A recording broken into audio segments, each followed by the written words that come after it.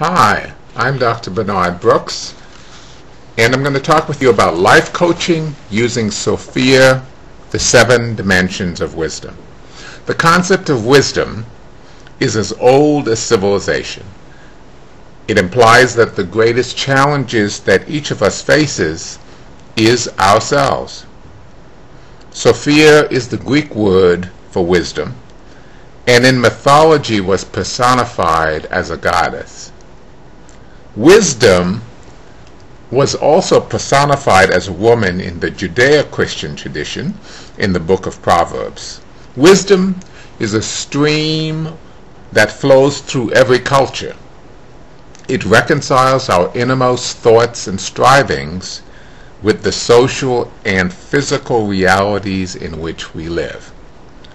Wisdom is a concept of which every person has an intuitive grasp, but which almost everyone has difficulty explaining clearly and concisely.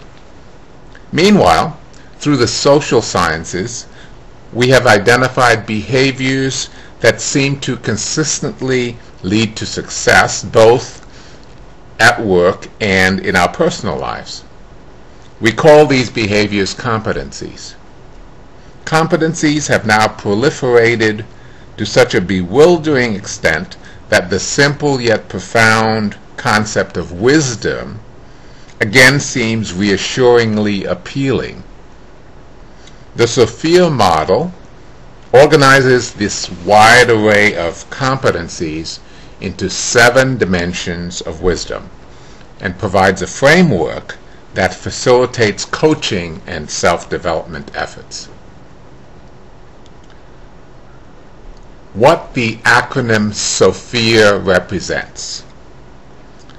So we spell SOPPHIA in this case with 2 P's to represent the 7 dimensions of wisdom.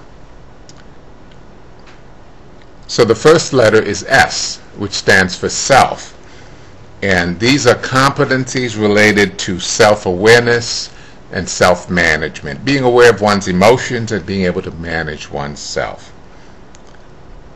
The O in SOPPHIA stands for others, competencies related to understanding others and managing relationships with others.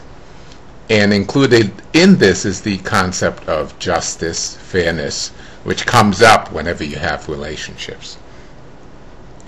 The first P is for purpose, and these are competencies related to commitment to a vision of excellence and to producing results. The second P is presence, to be present in time and to be able to manage time effectively, to have time be one's friend rather than one's enemy. The H is for health, competencies related to healthy practices such as work-life balance. The I is for innovation, the ability to use creativity to produce value and wealth. And finally, the A is for assurance beyond reason or faith, the ability to endure and to persevere when it may seem more reasonable to give up. So let's talk a little bit further about each one of these dimensions of wisdom. Wisdom begins with self. The concept of emotional intelligence has been demonstrated to explain more of the success of leaders than mental intelligence. The most well-established model is the one by Daniel Goleman, which includes both self-awareness and self-management. To grow in wisdom requires both awareness of one's emotions and the self-discipline to manage them. Wisdom also includes relating effectively to others. The second part of Goleman's emotional intelligence concept is how one relates to others, and this has 2 parts: understanding one's other people's feelings and motivations, and being able to manage those relationships. So one can therefore say that emotional intelligence makes up 2 of the 7 dimensions of wisdom. Another aspect of relationship to others that is very important, that is not highlighted as much in Goleman's model, is the whole concept of ethics and of justice, which are central to any functioning, well-functioning relationships. The issue of right and wrong, how people are treating each other, always come up. The first P is for purpose, and wisdom involves purpose. Positive psychology has demonstrated scientifically that happiness derives more from engagement in purposeful activity and being of service to others than from pleasure in and of itself. Pleasure is the icing on the cake, rather than being the substance of happiness. Purpose involves the commitment and motivation to produce excellence, and in its highest form, excellence for the benefit of others, not just oneself. Being part of something larger than oneself. If wisdom begins in self-reflection, then it is purpose that moves self-reflection beyond self-absorption to give life authentic meaning and direction.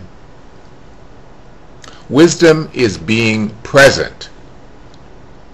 Our problem with time is not solved by what we usually call time management, but by the discipline of being present.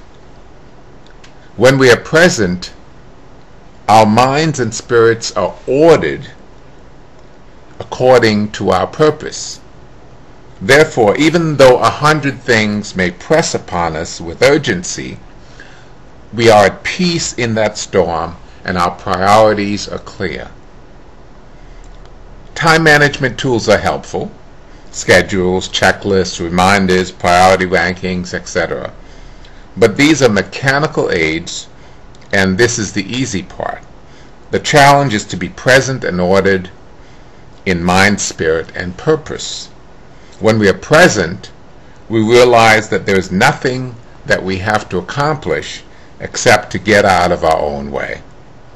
When we let go of the debris of emotional pushes and pulls, regret, longing, anxiety, desperation, our actions emerge from the positive energy of the life force that is in us.